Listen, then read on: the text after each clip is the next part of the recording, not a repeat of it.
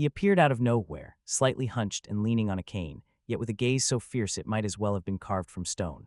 The moment he walked past the ticket booth into the zoo, something in the air felt different, like every insect buzzed a little quieter, every pigeon waddled a bit slower, every passing child clung to their parent with an unknown sense of caution. It was unremarkably early on a Monday morning, a time when the zoo usually had only a few visitors. Even so, the presence of this elderly stranger radiated an unease that defied explanation. Little did anyone suspect he carried a secret that would shake everything to its core. That secret, invisible beneath the flannel coat draping his frail body, was the seed of an unthinkable act, an act poised to endanger the life of a dedicated, kind-hearted zookeeper named Lucy, who had Down syndrome but an even greater capacity for compassion than most realized. In one moment he would cast her into mortal peril. In the next, the world would tilt on its axis in a way no one could have predicted. He stopped at the nearest bench as soon as he entered, settled down with a soft grunt, and gazed around like a man looking for something specific. Near the giraffe enclosure, a mother wrangled her toddler. By the concession stand, a teenage couple debated which snack to buy. Every so often, the old man's eyes fluttered closed, as if he were recalling a memory or forming a plan. When they reopened, his stare fixed on the lion habitat in the distance, the vibrant sign for the lion enclosure. Bold letters announcing the domain of these majestic creatures caught his attention. He seemed transfixed by it. The wind carried the faintest trace of hay, warm animal musk, and the sweet aroma of roasted nuts from a nearby stall. But his focus remained on the distant compound, where Lucy would soon be performing her daily routine, wholly unaware of the man's motives. Lucy had just clocked in. She wore the standard khaki uniform, her ID badge pinned slightly off-center on her shirt, the badge photo capturing her broad smile and bright eyes. She held a rag and a small spray bottle of disinfectant, preparing to wipe down the railings by the big cat exhibits. Normally, she'd arrive even before sunrise to help with various morning tasks, from feeding to cleaning the enclosures. But that day, scheduling changes had put her on a slightly later shift, one which gave her the chance to greet visitors directly, answer questions, and show off the zoo's conservation efforts with pride. She loved that part of her job best. The animals, of course, were her main joy, but Lucy also relished teaching people about them. Even a shy child might grin in delight when Lucy described how the lions liked to lounge in the sun after breakfast. She didn't notice the old man at first, perched on the bench like a vulture biding its time. He watched her from afar, and something in his expression shifted. It wasn't admiration, nor was it an open contempt. It was more subdued, as though he found Lucy's presence a step in a plan, one gear in a mechanism he intended to set in motion. He rose after a moment, tapped his cane on the ground to settle his balance, and moved in her direction. Step after slow step, the cane striking the pavement, the hush of morning broken by the dull thump of rubber on concrete. The caretaker and Lucy might have heard that gentle approach, but she was busy, humming a soft tune, letting her day begin on a serene note. She sprayed the disinfectant on the handrail, using precise, careful motions. Whenever she heard a rustle or a voice, she'd glance up and smile at anyone who passed. Most people smiled back, warmed by her friendly greeting. She'd wave occasionally, inviting them to feel at home in the zoo she loved so dearly. This was Lucy's kingdom as much as the lions had theirs. The difference was Lucy's domain overflowed with kindness, curiosity, and a patient willingness to learn about every creature under her care, human visitors included. The old man paused a few feet behind her, shifting his weight onto the cane. He stared at Lucy's back for a moment, as though deciding whether to initiate some conversation. She sensed someone behind her, turned and noticed him. Her reflex was immediate. A sweet, genuine grin creased her cheeks, eyes lighting up. "Good morning," Lucy said cheerfully. "You need help with anything?" His lips parted, but no words emerged right away. He looked at Lucy's face, took in the ID badge, and scanned her uniform. After a beat, he replied, voice rough as gravel, "I need to see the lions." Lucy, used to enthusiastic visitors, brightened further. "They're straight ahead," she said, pointing to the large sign down the path. "I can walk with you if you'd like." He nodded, though his eyes didn't leave hers. It was an intense gaze, yet Lucy had encountered all sorts of people working at the zoo, those with endless questions, those who whispered their fear of big animals, and those who simply stared.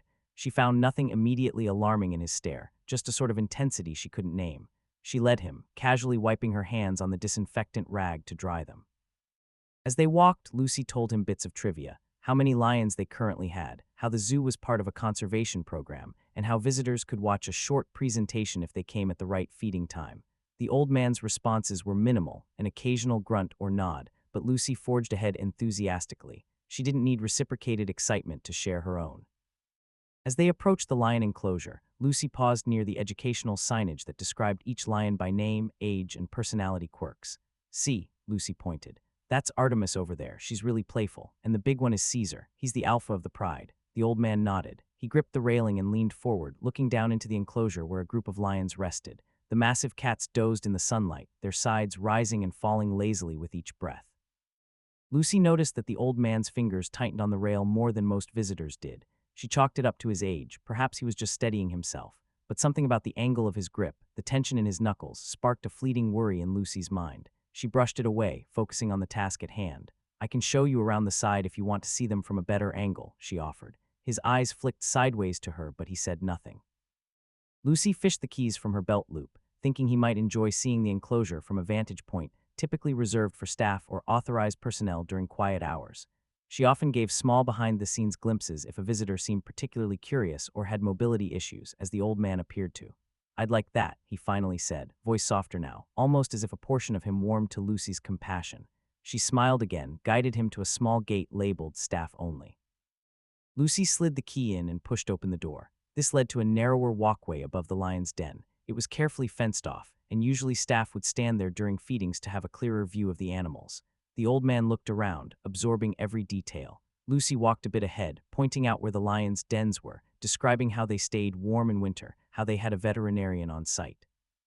She was so absorbed in her explanations that she didn't notice the man's gaze had refocused, this time on her, not the lions. A cold prickle of instinct made Lucy glance over her shoulder. The old man's jaw was clenched, his cane resting against the fence. She couldn't read his eyes. Was that anguish or anger or something else? She opened her mouth to ask if he was all right, but before she could speak, he stepped forward. His hands pressed firmly against her back in a sudden motion. Lucy, startled, let out a small gasp as she felt her body lurched forward. In that fraction of a second, the mind cannot fully register what's happening. The only thought Lucy formed was that she was suddenly off balance. Her feet slid on the walkway's metal surface, and she felt her body tilt toward the open space beyond the fence. In an act of reflex, Lucy's hand shot out, trying to grab the railing or the fence, but her grip missed by mere inches. A moment later, her stomach dropped in sheer terror as she realized she was tumbling, weightless, over the barrier. The last thing she saw from that vantage point was the old man's face twisted in a mixture of regret and grim determination. Then Lucy crashed onto a lower ledge within the lion enclosure, the impact jarring her ankles and knees as she cried out in pain. It didn't make sense. Why would he do this? Thoughts swirled chaotically. She wasn't even sure if her ankles were broken, just that they throbbed excruciatingly. Above her, the old man disappeared from view. She lay on the ledge, the rocky surface scraping her palms. Tremors of shock rattled through her entire body. She could hear them before she saw them, the low, rumbling growl of the lions as they registered an intruder in their domain. The air felt suffocatingly hot. Lucy blinked back tears, her mind racing with confusion and fear. She tried to move her legs, wincing. She attempted to stand or crawl, but pain shot up her left ankle. She looked around for an escape route. The enclosure's main gate was a good distance away, heavily locked. The only real ways out were either the tall walls or the walkway above. She peered up, but it was far, and all she saw was the looming fence. The old man, from the corner of her eye, remained at the top, out of her line of sight. The lions stirred. One by one, they lifted their majestic heads and stared at her. Lucy's heart pounded. She knew lion behavior. They might investigate a foreign presence, or they might become aggressive, especially if they felt threatened or if she tried to move erratically. The zookeepers always had tranquilizer darts ready in the event of emergencies, but Lucy didn't know if there was anyone around just yet to respond. It was early, and staff members were scattered throughout the zoo. She remembered her training. Don't panic, don't run, don't make sudden movements. But how could she remain calm when every nerve in her body screamed danger? She forced herself to breathe evenly, despite the adrenaline flooding her system. She needed to assess the situation logically. The catwalk, the old man, the push, what was happening. Meanwhile, the old man retreated from the walkway with unnatural speed for someone of his age, ignoring the protests and calls of a few visitors who had just arrived on the scene. They had seen Lucy fall, or at least they saw something was amiss. A teenage girl screamed. Someone shouted to call for help. The old man's face was pale, but he pressed forward, exiting the staff-only gate. His cane clacked on the ground as he forged a path away from the lion enclosure. A trembling father dashed after him, but the old man slipped into the crowd with surprising agility. Lucy, still on the ledge, heard commotion above, urgent shouts, shrill screams. She clung to a slight protrusion of rock, ignoring the stabs of pain coursing up her legs. The lions were fully awake now, shifting from their resting places. Caesar, the alpha male, rose first, shaking out his mane and letting out a deep, guttural call. The vibrations of his roar reverberated in Lucy's chest. She squeezed her eyes shut for a split second. Fear threatened to swallow her whole. She forced it down, swallowing the lump in her throat. "Caesar," she whispered hoarsely. "It's me. It's Lucy." It was an absurd attempt at reassurance, given her predicament, but she had interacted with the pride countless times, albeit from safer vantage points or with proper safety barriers. Instinct told her the lions recognized her scent, but even animals that trust a caretaker could be unpredictable when startled or stressed. She had to remain perfectly still. Up above, someone from security arrived, calling out that help was on its way. Lucy heard garbled shouting and the clang of metal gates opening somewhere in the staff corridors behind the enclosure. Any rescue would be a race against time. She knew the keepers would rush to tranquilize or shift the lions away from her, but tranquilization took careful aim and a minute or more for the sedative to work. Trying to shift the lions behind a partition required them to cooperate, and it couldn't be done instantly. Panic twisted Lucy's insides as Caesar took a step closer. She tried not to move, tried to keep her posture neutral. Her mind raced back to everything she'd learned about lion psychology. She was in their territory. Any misstep could spark an attack response. The alpha's intense stare locked onto Lucy. He was only a few yards away, and Lucy saw the flex of his muscles with each cautious step he took. The other lions lurked behind, some standing, some inching forward. Artemis, curious as always, let out a short grunt and advanced to flank Caesar. Lucy's breath caught in her throat as the big male lion lowered his head slightly, sniffing the air. Voices above clamored for calm, though the onlookers were anything but calm themselves. People pressed against the railing, wincing at the sight of Lucy near the lions, calling for rope, for tranquilizers, for anything that might help. A trainer's voice came over the enclosure's speaker system. All visitors, please step back from the rail. Remain calm. We have an emergency. We are handling the situation. Lucy tried to remain as motionless as possible. She could feel the rough texture of the rocky ground digging into her knees. Any sudden move might trigger a predatory chase or a defensive strike. She kept her gaze partially lowered, aware that direct eye contact with a predator could be interpreted as a challenge. She attempted to project calm, though her heart hammered so loudly that she was sure even the lions could hear it. In that suspended moment, an unexpected hush seemed to envelop the enclosure. The lions, so formidable, so powerful, appeared momentarily unsure. Lucy was part of their daily routine, someone who fed them, cared for them, never from inside the enclosure without barriers, but still a familiar presence. And now she was inside, injured, vulnerable, smelling of fear. This bizarre contradiction might have given the lions pause. They hesitated, tails swishing in short arcs that indicated agitation and curiosity. Caesar advanced another step, his massive paws silent on the earthen floor. Lucy held her breath. She could feel tears prick at the corners of her eyes, fear, confusion, and a sense of betrayal from the old man's inexplicable violence. She swallowed hard and found herself whispering again, "It's okay, though she didn't know if she was reassuring the lions or herself. Above, a zookeeper named Miriam, who worked closely with Lucy, arrived. Lucy could hear Miriam's trembling voice over a walkie-talkie. "Lucy, hold on, we're getting a tranquilizer. Don't move." Lucy stayed as she was, eyes fluttering in a mixture of terror and hope. Her colleagues knew these animals intimately. If anyone could orchestrate a safe rescue, it was them. But time felt painfully slow. She didn't dare turn to see if the rescue team was setting up nets or if the emergency response had lined up with dart guns. All she could do was cling to her spot and pray the lions didn't decide to pounce. Another movement drew Lucy's gaze. Artemis was drawing closer, ears flicked forward, whiskers quivering. Lucy's breath caught as the lithe lioness made a low chuffing noise, almost a questioning sound, her nose testing the air. In a calmer moment, Lucy might have recognized it as the inquisitive noise mother lions sometimes made toward their cubs, but everything about the situation hung on a knife's edge. The lioness's head tilted, eyes pinned on Lucy's face. If Artemis decided Lucy was a threat or an easy meal, everything would change in an instant. Yet Lucy, in a strange bout of inner clarity, recalled that Artemis had once responded positively to Lucy's voice even through the barriers. Lucy would often talk to Artemis during feeding rounds, praising her for following commands, offering bits of meat on a long feeding stick. Of course, Lucy had never been face-to-face with her in the open habitat. But some fleeting spark of recognition seemed to pass between them.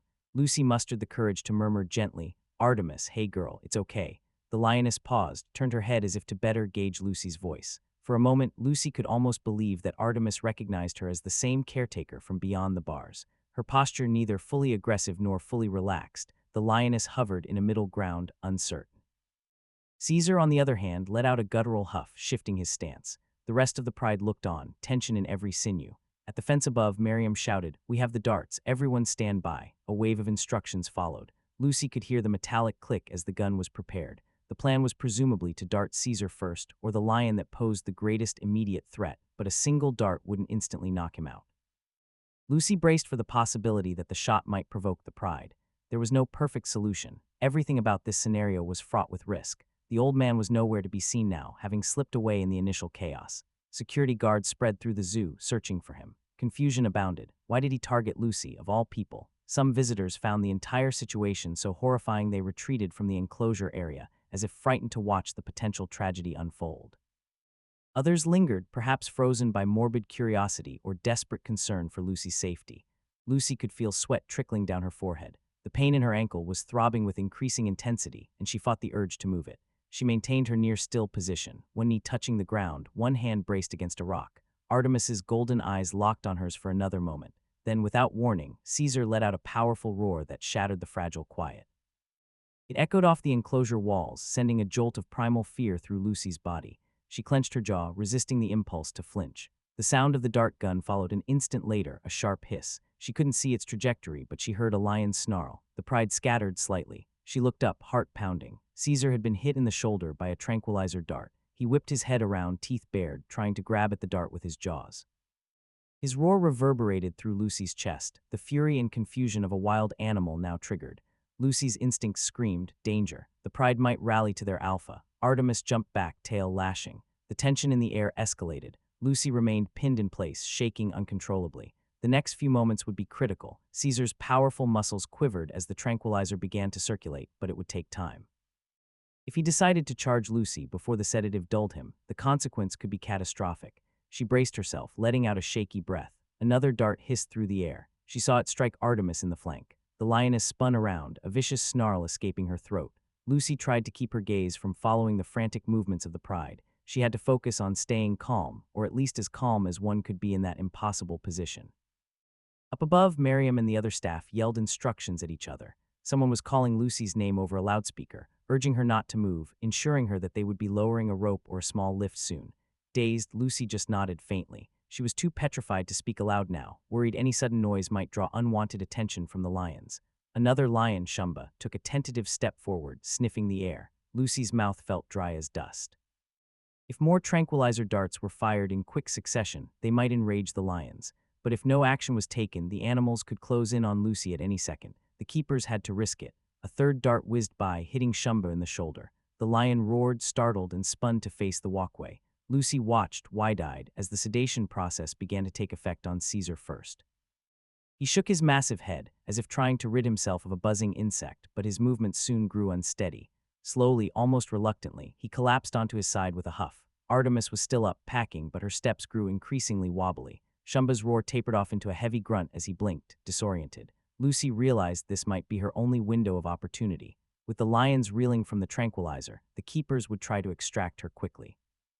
She saw a rope ladder being lowered from the side of the enclosure where a trapdoor led to the walkway. The keepers shouted urgent encouragement. Lucy had to move, though every moment of movement might send spears of pain through her injured ankle. Summoning courage, she tried to pull herself to a standing position, leaning heavily on her good leg. Her breathing came in ragged gasps. She could see the rope ladder swaying a few yards to her left. She took one step, faltered, and almost cried out as her injured ankle buckled. She managed to steady herself on a protruding rock. The sedated lions were still dangerous. Sedation wasn't immediate paralysis, and an agitated lion, even half sedated, could still lash out. Lucy cast a quick look toward Artemis, whose eyes flickered with drowsiness. The lioness was obviously fighting the drug's effects, shaking her head. The space between Lucy and the rope ladder felt like miles. She had to do it. Miriam's voice rang out. "Lucy, you can do it. Grab on." Lucy inched forward. Each hop on her right foot sent jolts of pain through her body, but her left ankle was useless. She clenched her teeth and pressed on. The ground beneath her seemed to tilt with each throbbing heartbeat. She counted her steps, each one a minor victory. Her gaze flicked to the lions. Caesar was down, panting slowly, eyes half-lidded. Artemis was packing in a tight circle, muzzle twitching. Shumba had stumbled to his side. Two other lionesses hovered at a distance, uncertain. Lucy forced herself to focus on the ladder, ignoring the swirling chaos of fear in her head. When she finally reached the rope ladder, she grabbed it with trembling hands. Above, she saw Miriam and two other staff members, arms outstretched, ready to haul her up. She placed her good foot on the lowest rung, bracing her weight. Her arms strained to hold on, but adrenaline spurred her. Her injured ankle throbbed. She managed a few steps up the ladder, aware that if she slipped, she could end up right back on the rocky floor with sedated but still potentially lethal lions. One rung at a time, she ascended. The staff above pulled carefully but urgently. Lucy felt tears break free, rolling down her cheeks in a mixture of pain, relief, and lingering terror. At last, her hands gripped the edge of the walkway, and strong arms wrapped around her shoulders, pulling her to safety. She collapsed onto the walkway, sobbing, her uniform stained with dirt and sweat. Miriam knelt beside her, tears of her own gleaming in her eyes, checking Lucy for injuries. Someone else radioed for an ambulance. Down below, the tranquilizers continued to take hold. The lions, one by one, succumbed to their sedative-induced slumber. A sense of collective relief rippled through the onlookers, but it was a tense, bitter relief. Lucy was alive, rescued, but she was in obvious pain, and the horrifying question remained. Who was that old man, and why had he done something so monstrous? Within minutes, paramedics arrived with a stretcher. Lucy was carefully lifted and carried along the walkway to a waiting ambulance just outside the staff entrance. She winced with every jostle. Despite the agony, she managed to whisper gratitude to Miriam and the rest of the staff. The paramedics offered hurried comfort, one of them gently touching her hair and saying, "You're safe now, we've got you." Lucy latched onto that phrase like a lifeline. Yet in the back of her mind, the question gnawed. Safe from what? The man was still at large, free to roam the zoo or vanish beyond its gates. Inside the ambulance, Lucy finally let herself cry unabashedly. She was surrounded by paramedics taking her vitals, hooking her up to monitors, stabilizing her ankle. She hardly registered the bustle around her. All she could think about was the push, that man's hands on her back, the confusion in his eyes, the purposeful force he used. She'd never seen him before in her life. What if he came after her again? Meanwhile, across the zoo, staff and security personnel scoured every corner. They questioned witnesses, describing the elderly man's appearance. Some had seen him make a beeline for the exit. Others reported him disappearing near the bathrooms.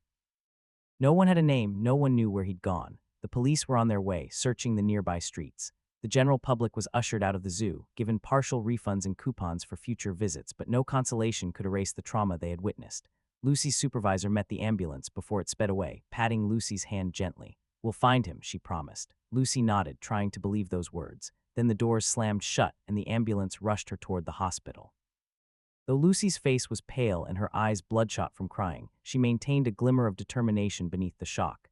She was alive, that counted for something, and she had 1,000 questions. As the ambulance navigated city streets, siren wailing, Lucy stared at the ceiling, remembering the moment the man had approached her. She replayed it, the purposeful look in his eyes, his minimal responses. Did she miss some sign of distress or rage in him? Should she have known something was wrong? She squeezed her eyes shut, exhaling a shaky breath. There would be endless speculation in the days to come, but for now she had to focus on healing, on the fact that she survived a brush with death in the lion's den. At the hospital, Lucy was quickly evaluated. X-rays confirmed she had a fractured left ankle and severe bruises, but she was otherwise intact. The doctors commended her for staying calm, though Lucy herself felt anything but calm. She shivered beneath the thin hospital gown, pulses of pain radiating from her immobilized ankle.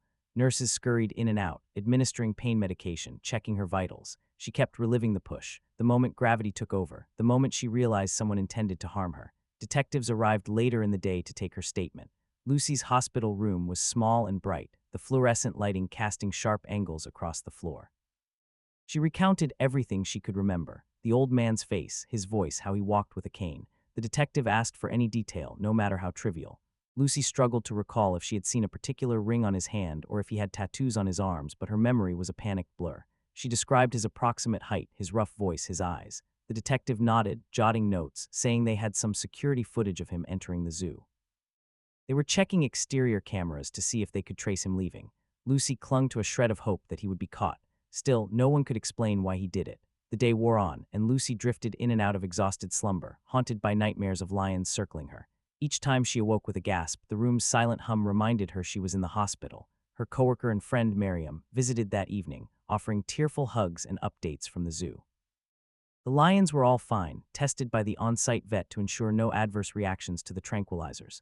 The staff was deeply shaken, some angry, some frightened.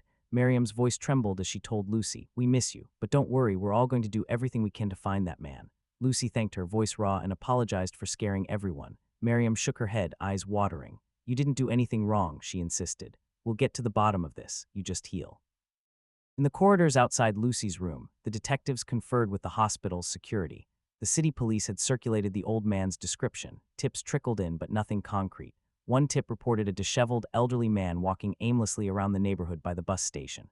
Another tip placed him near a local diner, acting strangely. But by the time units responded, the man was gone. He seemed to vanish like a phantom, leaving only confusion and fear in his wake. Days passed. Lucy's ankle was put in a cast. She endured the throbbing ache each night, letting the pain medication lull her into a tenuous sleep. She recounted the event over and over, both to the detectives and in her own thoughts. She questioned whether it was random violence or if she had been specifically targeted. Her imagination raced. Did the man bear some grudge against the zoo? Did he dislike that Lucy had Down syndrome? Or was it something more complicated? None of it made sense. The media picked up the story, labeling it "Attack at the Zoo," sensationalizing Lucy's ordeal. Reporters camped outside the hospital, eager for a statement. The zoo's management took measures to reassure the public of heightened security. They reinforced staff-only entrances, added additional guards along the lion enclosure walkway, and suspended behind-the-scenes visitor access. Lucy's face circulated on local news channels, describing her as a brave zookeeper who survived a push into the lion's den.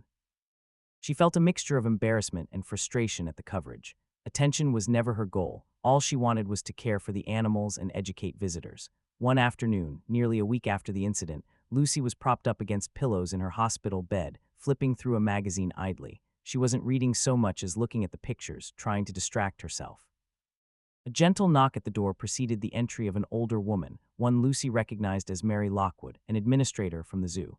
Mary's face was etched with concern, but her lips held a small smile of relief at seeing Lucy awake and stable. "Lucy," Mary said softly, pulling a chair to the bedside. "How are you feeling?" Lucy offered a hesitant smile back. "Better, I guess. My ankle hurts, but the doctors say it's healing okay." She looked at Mary's expression. "Is there any news on that man?" Mary pressed her lips together. "Not definitive. The police have some leads, but nothing conclusive. We're all worried, Lucy." She paused, reaching out to pat Lucy's hand gently. "I wanted to tell you this in person. You know the zoo is covering all your medical expenses, and we want you to take as much time as you need before returning to work. You'll always have a place at the zoo. Everyone misses you." Lucy's eyes misted with emotion. "Thank you," she whispered. "I really want to come back. As soon as I can walk again, I'll be there." Mary nodded. "I had a feeling you'd say that," she sighed, glancing at the cast. "A physical therapist will be in to help you soon. They'll make sure you heal properly. We don't want you back on your feet before you're ready." Lucy tried to nod in agreement. Deep down, she felt an almost desperate longing to return to her routine, to reassure herself that life could go on.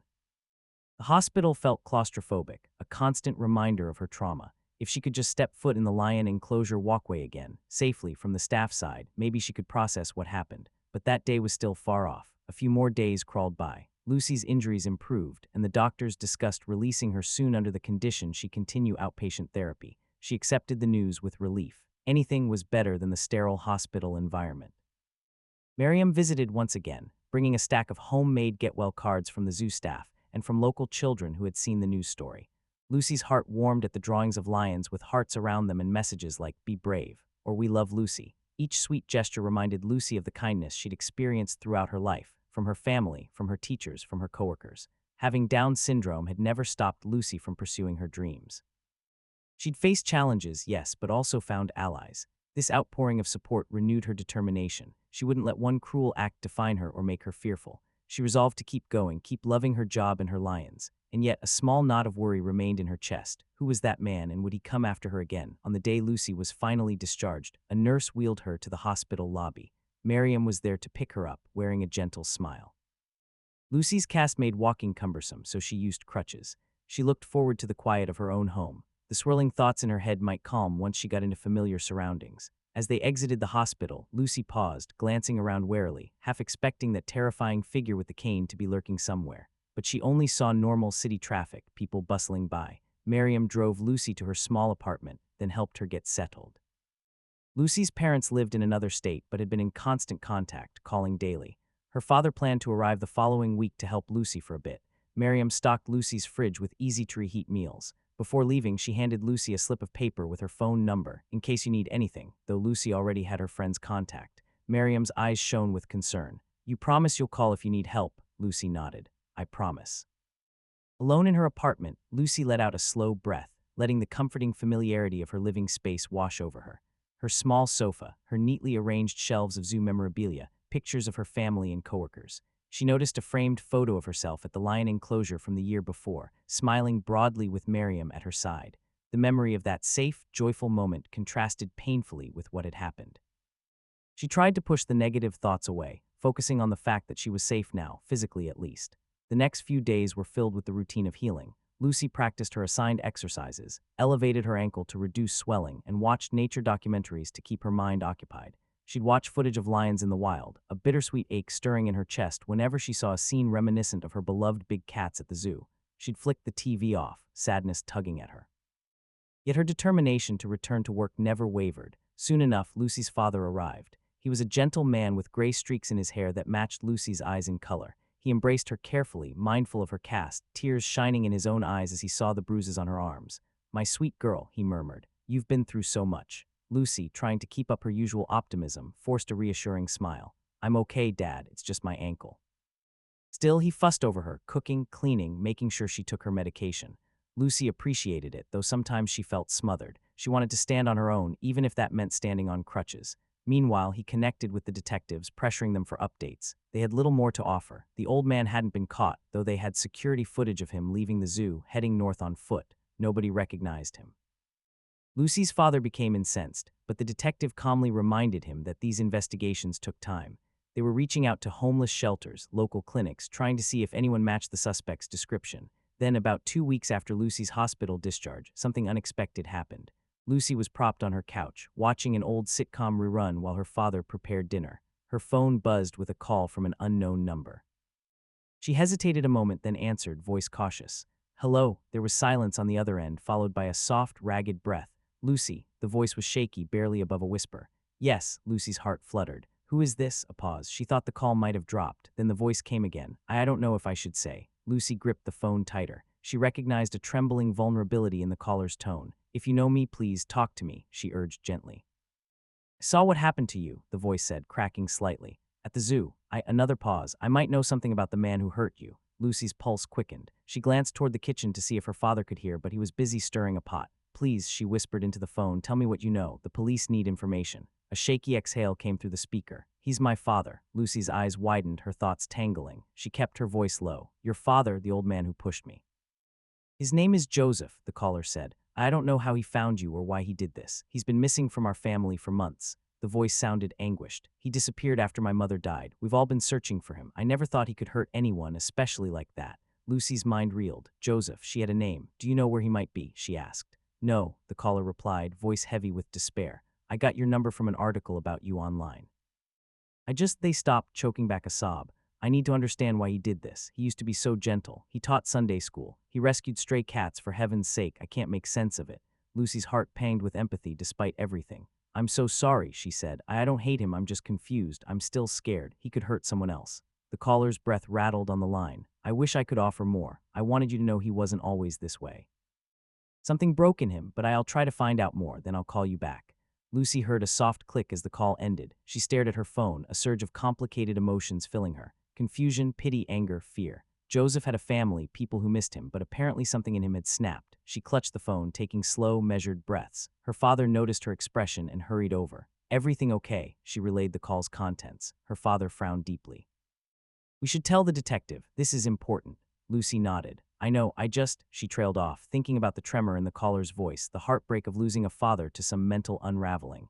Lucy felt a swirl of conflicting feelings. She remembered the intense stare Joseph had given her just before he pushed her, the total lack of explanation. Could it have been grief-fueled madness? They contacted the detective that night, passing on the information. The detective assured Lucy they'd trace the call, see if they could identify Joseph's child, and glean more intel. Lucy felt a shred of hope that maybe they could find him before he harmed someone else. But another week went by with no update. Lucy slowly regained a bit more mobility, transitioning from crutches to a walking boot for her ankle. She spent her days reading, watching the news, practicing her physical therapy exercises. Every so often, the phone would ring with well-wishers or a check-in from the detective, but there was little progress. Her father eventually had to return to his job in another state, leaving Lucy alone again, though Miriam continued to visit. Nighttime remained the hardest. Lucy would lie awake, replaying the push, the fall, the moment of terror in the lion's domain. She'd break into cold sweats, jerk awake from nightmares of giant cat eyes glaring at her. She tried to remind herself the lions hadn't harmed her. They were still the animals she cherished. It was that man, Joseph, who nearly caused her death. Sometimes the fear was too much. Other times, she steeled herself with a renewed vow. She would not let him rob her of her life's joy. One drizzly morning, Lucy woke to find her phone buzzing with a text message from Miriam. "We'd love you to drop by the zoo today if you feel up to it. We have a little surprise." A wave of nervous anticipation coursed through Lucy. Return to the zoo. She wasn't fully recovered, but she could manage short walks with her cane. Another small gift from her father, a sturdy, stylish cane to help her stay balanced. She swallowed hard, mentally preparing herself to face the place where her life had so nearly ended. She took a cab to the zoo, ignoring her fluttering heart. As the taxi drove through the familiar gates, Lucy's palms grew clammy. She hadn't been back since the incident. She tried to reassure herself. It's just a place, my workplace, where good memories far outweigh the bad. She paid the fare, stepped out, and took a moment to steady herself against the cane. The zoo was open, though it was still early, and only a handful of visitors were trickling in. Miriam and a couple of other colleagues greeted Lucy at the front plaza. There were hugs and expressions of relief at seeing her mobile. Lucy smiled, tears threatening to well up. Miriam guided her gently toward the staff offices. Inside, Lucy found a small gathering, a banner reading "Welcome back, Lucy." Some staff members clapped and cheered softly, mindful of not overwhelming her. Lucy felt her face warm, touched by the display of love. "We know you're not back to work officially," Miriam said, eyes shining, "but we wanted to show you how much we appreciate you and how excited we are to have you here even for a visit." Lucy wiped at her eyes, grateful. In that moment, the fear receded slightly, replaced by warmth and camaraderie. She thanked them, her voice trembling. "I'm so happy to see all of you. I missed this place so much." After a bit of catching up, Lucy asked to see the lions. An uneasy hush fell over the group. Miriam exchanged glances with the head keeper, then nodded. "If you're sure you're ready," she said softly. Lucy took a shaky breath, adjusting her cane. "I think I need to see them," she said. "It'll help me heal mentally, you know." They led her to a safe vantage point near the lions. The walkway had been modified, additional safety rails and a secondary locked gate in light of what had happened. Lucy's stomach fluttered as she neared the spot. Memories of being pushed flooded her mind. She paused, leaning on the cane, taking deep breaths. Miriam laid a reassuring hand on Lucy's shoulder. In the enclosure, the lions lounged in the morning drizzle, blinking lazily. Lucy spotted Artemis, dozing on a large rock, her tail twitching. A wave of emotion crashed over Lucy. She remembered Artemis inching toward her with curiosity that day, so close to tragedy. Tears sprang to Lucy's eyes, but she smiled through them. "Hey, my beautiful bobbies," she whispered. The head keeper, who had been part of the rescue, looked on with empathy. "They're doing well," he said. "They were a little spooked for a while after we tranquilized them, but they recovered fine." Lucy couldn't find words.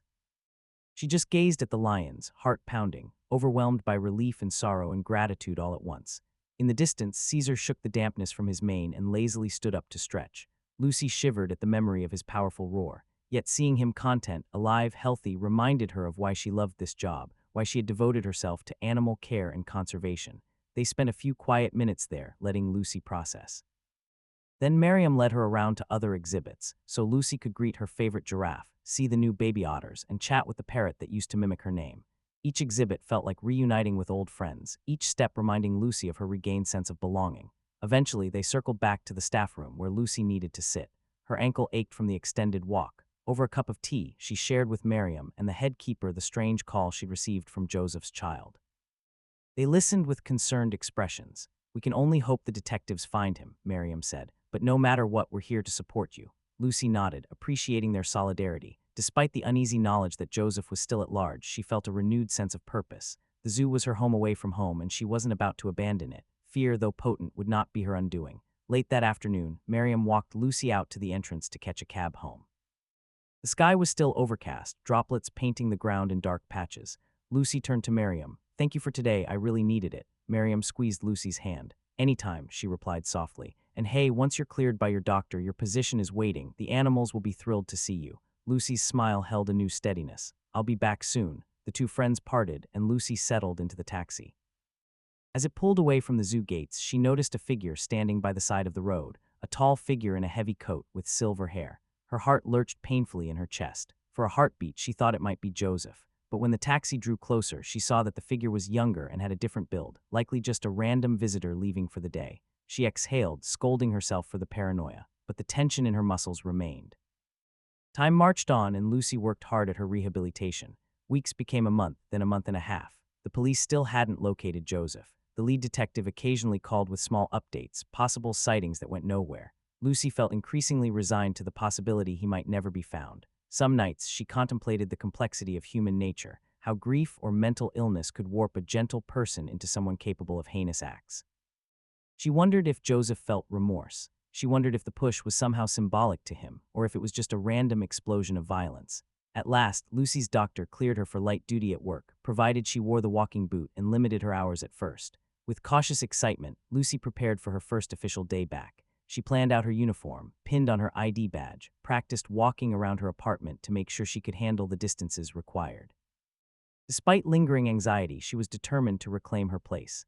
That morning, as Lucy approached the zoo's employee entrance, a hush of memories assaulted her. Flashes of that day, the old man's push, the fall into the enclosure. She inhaled deeply, pushing the mental images aside. Miriam greeted her with a broad smile, handing her a small bouquet of flowers. "Welcome back, Lucy," she said softly. "I'm so proud of you." Lucy's chest tightened with emotion. "Thank you," she whispered, eyes glistening. She leaned on her cane, adjusting the weight on her boot. "Let's get to work." Throughout her first shift, staff members stopped by to hug her or exchange kind words. Lucy was assigned to the reptile house initially, a quieter area where she could greet visitors and talk about the reptiles without too much walking or strenuous activity.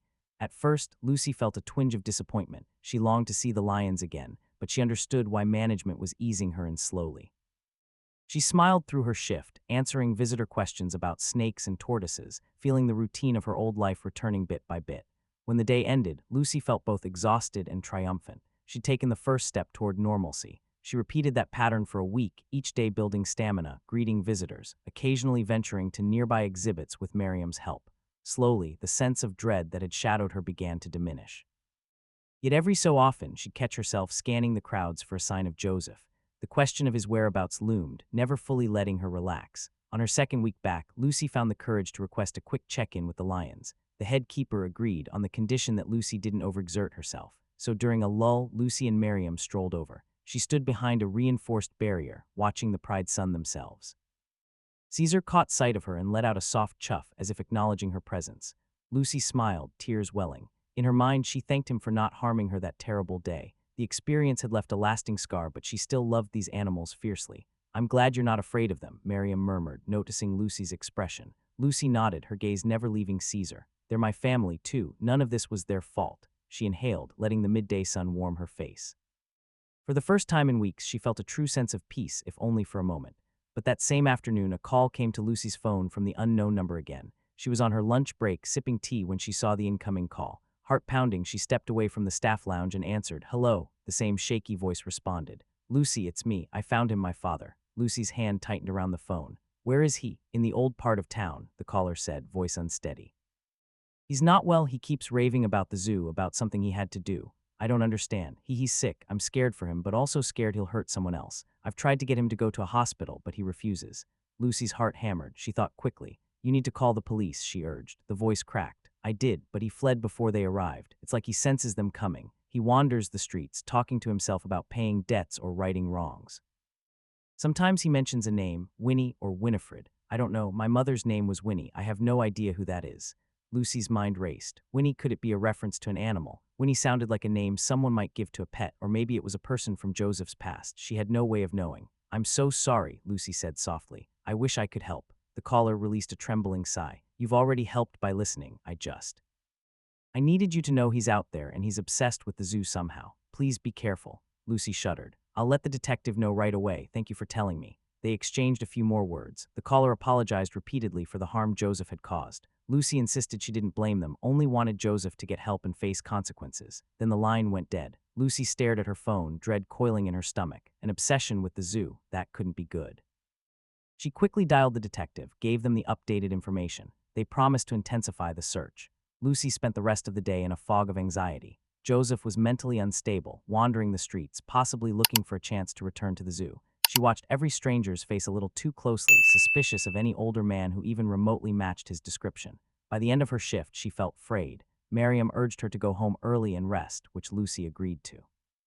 As much as she wanted to stay strong, her nerves were on edge. She couldn't shake the feeling that the final confrontation with Joseph was looming, a man driven by unknown guilt or grief, fixated on Lucy and the lions. She tried to imagine what Winnie could mean. Perhaps it was a childhood pet lion from another zoo, or maybe an old family memory that had twisted in his mind. None of it made sense. Lucy's father, upon hearing the news, begged her to stay home from work. She refused.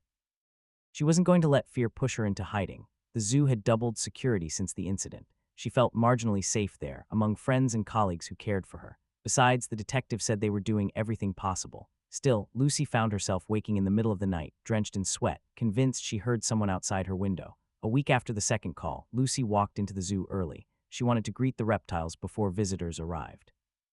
With a wave to the security guard at the entrance, she moved through the quiet pathways, the morning sun filtering through the trees.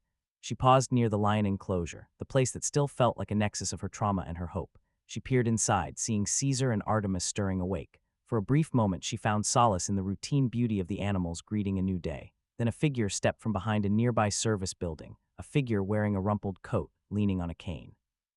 Lucy's blood froze. She recognized him instantly, Joseph, the old man who had pushed her into the lion's den. He looked thinner, paler, almost ghost-like. His hands shook on the cane's handle. Lucy's heart thundered in her chest, every instinct screaming at her to run. But something in the man's posture made her pause. He appeared disoriented, his eyes sunken as if he hadn't slept in days. He stared at Lucy across the path. For a heartbeat, neither moved, locked in a silent standoff.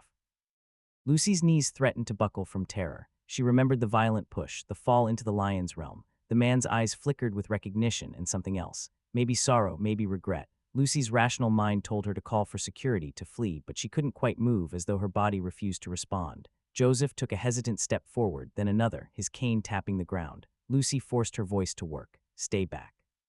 She managed to shout, her words echoing across the empty zoo walkway. He stopped, lifting his free hand in what looked like a gesture of surrender. Lucy, he croaked, voice barely audible. I'm sorry. Confusion crashed over Lucy. Sorry, he'd nearly killed her. She shook her head, stepping back, her hand fumbling for the walkie-talkie clipped to her belt. She stammered into it. Security, need help near lion enclosure. Joseph is here. The old man closed his eyes as if in pain. I didn't mean, his voice faltered. I had to do it. I thought she told me. Winnie told me it was the only way to make amends.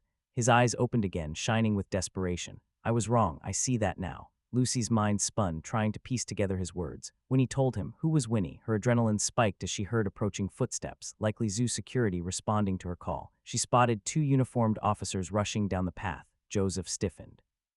He gripped the cane, looking wildly from Lucy to the officers. Don't move, one officer ordered. Joseph trembled, tears sliding down his cheeks. Please, Lucy, he muttered, as if searching for a final absolution. One of the officers drew a taser while the other reached for handcuffs. Lucy backed away, pressing herself against the lion enclosure's railing, her heart hammering. Joseph let out a strangled cry, as though the moment was too much for him. Then, without warning, he turned the cane sideways, revealing it to be hollowed. He pulled out a slender piece of metal, something glinting in the sunlight. Lucy realized with a jolt it was a short blade. Knife, the officer shouted. Drop it. Joseph blinked, confused, as if he wasn't fully aware of what he was doing. Then, in a sudden burst of motion, he lurched toward Lucy. She cried out, raising her arms defensively. The security officers reacted instantly.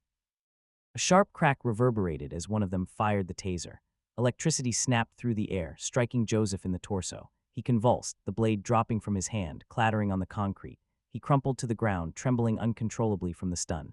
Lucy's chest heaved with ragged breaths. She stared at Joseph, wide-eyed, as the officers moved in, swiftly cuffing him, removing the blade from reach. Joseph groaned, eyes fluttering. The officers called for paramedics on their radios.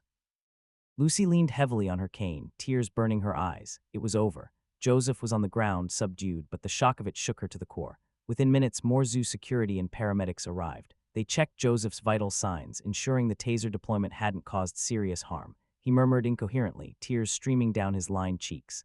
Lucy stepped back, letting them handle him, feeling equal parts terror and pity swirl within her. She saw the extent of Joseph's haggard condition up close, his gaunt cheeks, tattered clothes, the haunted look in his eyes.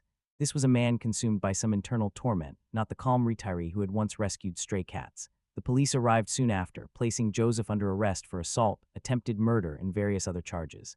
Lucy watched from a distance as they led him away, the old man shuffling with the help of an officer, still shaking from the electric shock.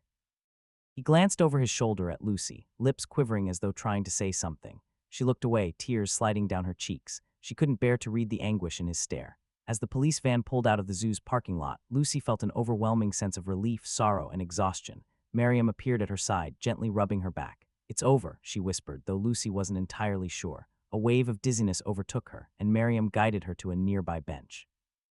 Lucy sank onto it, trying to steady her breathing. Over the next hour, Lucy gave statements to the police. She described how Joseph had approached her, how he brandished a blade, how security intervened. The detective she'd worked with eventually arrived, nodding grimly. We'll get him evaluated, he said. He's in custody now. You're safe. Safe. The word sounded surreal. Lucy blinked, trying to process it all. The detective offered a small smile. You showed a lot of courage. Lucy didn't feel courageous.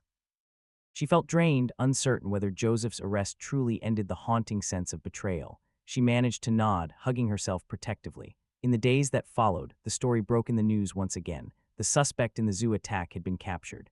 Lucy found herself at the center of a media flurry, but the zoo shielded her as much as possible. She learned through the grapevine that Joseph was undergoing psychiatric evaluation, that he had severe untreated mental health issues compounded by his wife's death. The name Winnie might have referred to a childhood friend or pet, or a hallucination. No one was quite sure. Lucy didn't know how to feel about it. Part of her was angry, part of her was relieved, and part of her pitied the man who had unraveled so completely. Still, life had a way of moving forward. Lucy continued her rehab, gradually resuming her duties with the animals. The moment she stepped back into the lion enclosure walkway, securely locked, of course, she felt a surge of emotion. Memories of that day threatened to consume her, but she also felt a newfound strength. She had survived. She made it back to her beloved job, and she refused to be defined by Joseph's violence. One sunny afternoon, Lucy fed Artemis a piece of meat on a feeding stick, watching the lioness's eyes flick with recognition. Lucy spoke to her softly. "We both survived something scary, didn't we, girl?" Artemis chewed her food, tail flicking lazily.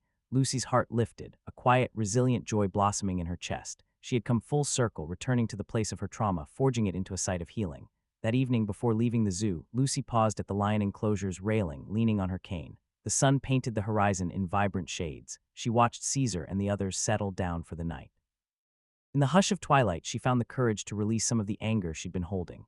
Joseph was in custody, receiving help he should have had long before. The lions were safe. She was safe. The ripple effects of that morning's horror would linger, but they wouldn't break her. In the quiet of that moment, Lucy silently thanked the universe for another day, another chance to do the work she loved. She breathed in the evening air, letting the scents of hay and the distant calls of birds calm her.